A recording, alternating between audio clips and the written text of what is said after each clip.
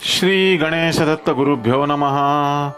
मन्नाथः श्री जगन्नाथः मद्गुरुः श्री जगद्गुरुः मदात्मा सर्वभूतात्मा तस्मै श्री गुरुवे नमः।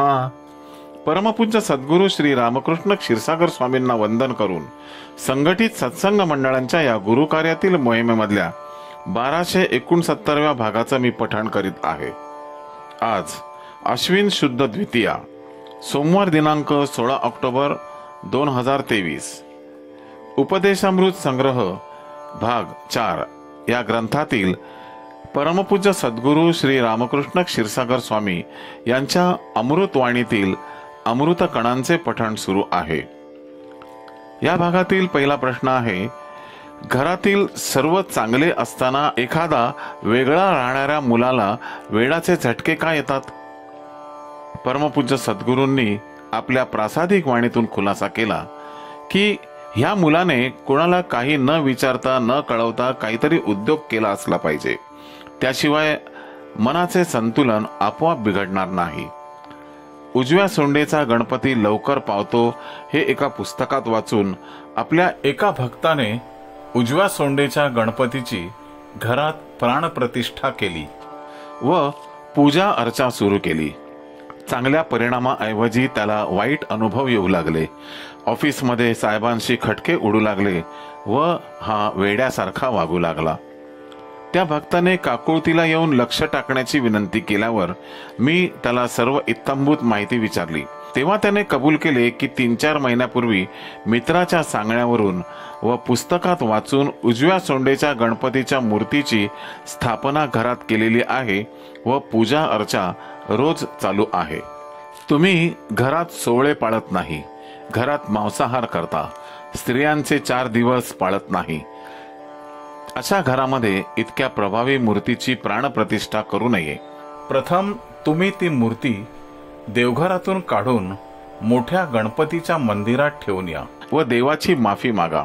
जर आपण घरात स्वच्छता ठेवू शकत नाही, सोवळे पाळू शकत नाही, मांसाहार वर्ज्य करू शकत नाही, तर अशा प्रभावी मूर्ती घरात आणून आवाहन करून प्राणप्रतिष्ठा का करावी? ह्यापेक्षा ह्या मूर्ती घरात आणूच नयेत।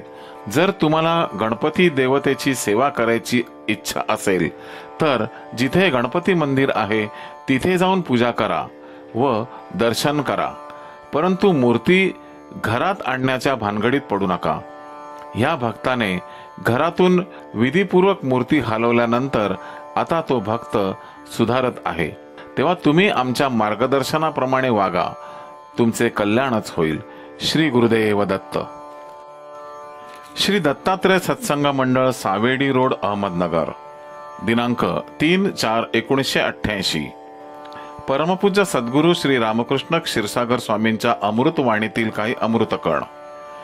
पुढील प्रश्न आहे, आम्ही खेडोपाडी कामासाठी जातो, तिथे उघड्यावर लघुशंकेसाठी जावे लागते। पिशाच्य बाधा टाळण्यासाठी काय उपाय करावा? परमपूज्य महाराजांनी आपल्या प्रासादिक वाणीतून खुलासा केला की ईश्वराचे नामस्मरण करायला पावित्र्याची गरज नाही। हे नाव केव्हाही घेता येते, उठता बसता खाता पिता केव्हाही घेऊ शकता। नामस्मरण करायला कोणतेही बंधन पाळण्याची आवश्यकता नाही। रस्त्यावर, नाल्यात, ओढ्यात, घाटात ठिकठिकाणी ॲक्सिडेंट होतात व अपघाती मृत्यू होतात। जे लोक ह्यात मरतात त्यांच्या काही ना काही इच्छा उराशी असतात। ह्यापैकी 1-2 पिशाच्य होतात व तिथेच वास करतात। रस्त्याने जाणाऱ्या येणाऱ्यांना त्रास देतात। काही वेळेला हे पिशाच्य झाडावरही वास करतात। विवेकानंद एकदा परदेशात गेले होते। त्यांना रिकामा वेळ मिळाला की त्यांना ध्यान लावण्याची सवय होती। त्याप्रमाणे फुरसतीच्या वेळी एका झाडाखाली ध्यान लावायला बसले। बराच वेळ प्रयत्न केला परंतु ध्यान लागेना। असे का होते म्हणून त्यांनी गुरुचे स्मरण करून विचारले। गुरूंनी सांगितले की ज्या झाडाखाली बसला आहेस त्या झाडावर पिशाच्य वास करते आहे, म्हणून ध्यान लागत नाही। विवेकानंदांनी जागा बदली केल्यावर त्यांचे ध्यान लागले। आपल्या मनात नेहमी देवाचे स्मरण असावे। शक्यतो श्रीराम हे नामस्मरण असावे. या नामाचा प्रभाव इतका मोठा आहे की संकटे ताबडतोब दूर होतात. लघुशंका कुठेही केली तरी चालते. बहिर्विधी करताना फार काळजी घ्यावी लागते. शक्यतो झाडाखाली करू नये. शारीरिक व्यथा कोणीही टाळू शकत नाही. थोडा वेळ थांबवू शकेल इतकेच, परंतु वरील प्रमाणे काळजी घेणे नितांत आवश्यक आहे. पिशाच्च वगैरेंना हलका दर्जा असतो, ह्यापेक्षा त्यांची दुसरी लायकी नाही. पेपरला बातमी होती की मुंबईच्या एका नाटक कंपनीचे खेडेगावी प्रयोग होते. रात्रीचा प्रयोग संपल्यानंतर एका कलाकाराने रात्रीच्या वेळी एका झाडाखाली अंधारात बहिर्विधी केला. पिशाच्याने त्याला धरले. ह्या कलाकाराला ताबडतोब ताप भरला. मुंबईला गेल्यानंतर अनेक डॉक्टरी इलाज केले, दुखणे बरे होईना. शेवटी कोणीतरी मांत्रिकाकडे जायला सांगितले. मांत्रिकाने विशिष्ट मंत्र टाकून त्या पिशाच्याला बोलवून व या व्यक्तीला का धरले म्हणून चौकशी केली. त्याने खुलासा केला की ते ज्या झाडावर वास करून होते त्या झाडाखाली ह्याने बहिर्विधी केला म्हणून त्याला धरलेले आहे. नंतर विधी करून त्या कलाकाराला सोडवले. पाचगणीच्या रस्त्यावर एका पारशाचा ॲक्सिडेंटमध्ये मृत्यू झाला होता. त्याच्या मनात तीव्र इच्छा व वासना शिल्लक होत्या म्हणून तो पिशाच्च झाला. आता तो रस्त्याने जाणाऱ्या येणाऱ्या लोकांना त्रास देतो.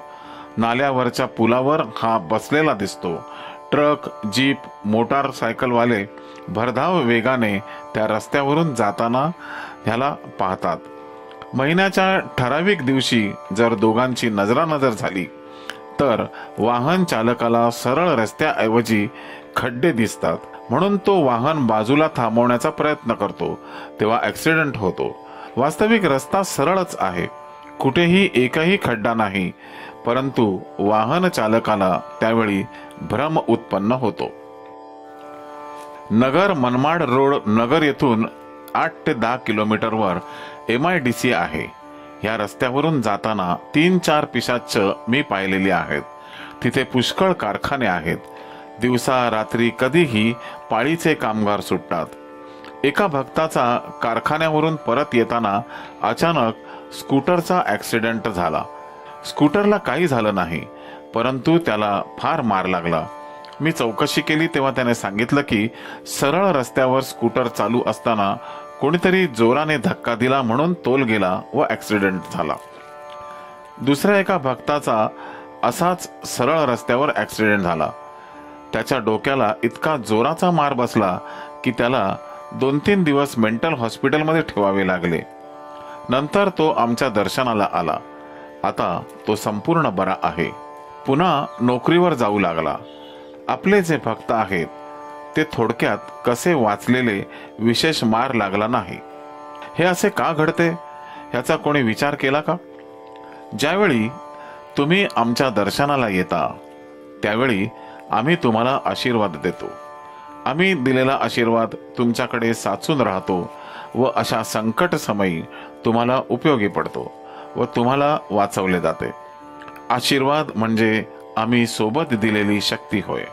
ज्या ज्या वेळी आम्ही तुमचे कल्याण चिंतितो ते देखील एक प्रकारचे आशीर्वादच आहेत. श्री गुरुदेव दत्त. गुरुबंधू आणि भगिनींनो, परमपूज्य सद्गुरू श्री रामकृष्ण क्षीरसागर महाराजांच्या अमृतवाणीतील अमृत कण वेचण्यासाठी पुन्हा भेटूया उद्या सकाळी 6 वाजता. श्री गुरुदेव दत्त.